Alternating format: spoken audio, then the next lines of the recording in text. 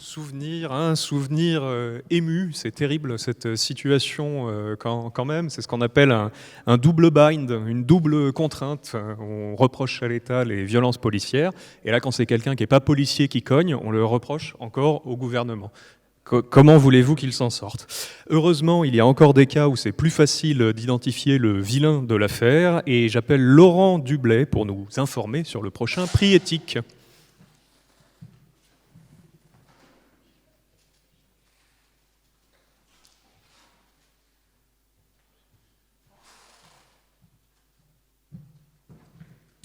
Bonjour, le prochain prix éthique, c'est un journaliste que nous allons le remettre. C'est un journaliste de province, du sud de la France.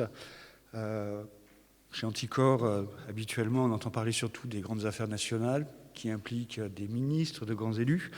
Et là, ce journaliste est venu dans le sud de la France et il s'est intéressé depuis à peu près une quinzaine d'années à toutes les affaires qui touchent le milieu nîmois, on va dire.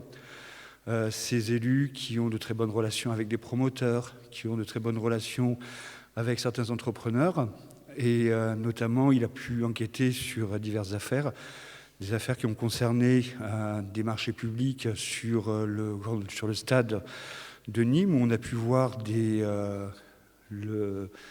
élus qui passaient des marchés publics avec leurs propres entreprises pour plusieurs millions d'euros. On a pu voir le maire de Nîmes condamné à une peine pour prise illégale d'intérêt, sans avoir écopé d'une peine d'inéligibilité, malheureusement, et qui est aujourd'hui toujours maire de Nîmes. C'était l'affaire du Diamant Noir. Et aujourd'hui, et c'est pour ça que notre agrément est essentiel, il a enquêté sur une affaire qui s'appelle l'affaire de la Nîmes, qui concerne une société d'économie mixte à Nîmes. C'est une affaire qui a commencé en 2000 à peu près, qui continue encore aujourd'hui. Ça fait presque de 16 ans qu'il y a une instruction qui est en cours. L'affaire a traîné. Elle implique aujourd'hui Franck Proust, qui est le président de l'agglomération de Nîmes. Et pendant 16 ans, absolument rien ne s'est passé. Il a fallu qu'Anticor intervienne, qu'on se porte partie civile. Et c'est justement parce qu'on a cet agrément qu'on a pu se porter partie civile. Et ce monsieur a enfin été renvoyé devant le tribunal correctionnel. Alors toutes ces affaires, c'est vrai que ce n'est pas de grandes affaires dont on entend parler tous les jours dans les médias, qui ne concernent pas forcément ce que vous entendez sur Anticor.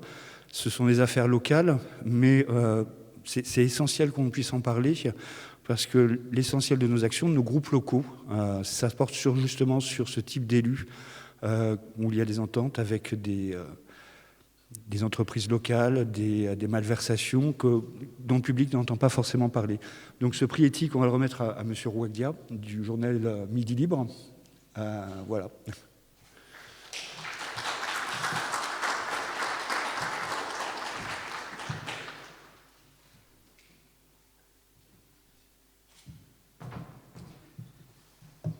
Merci.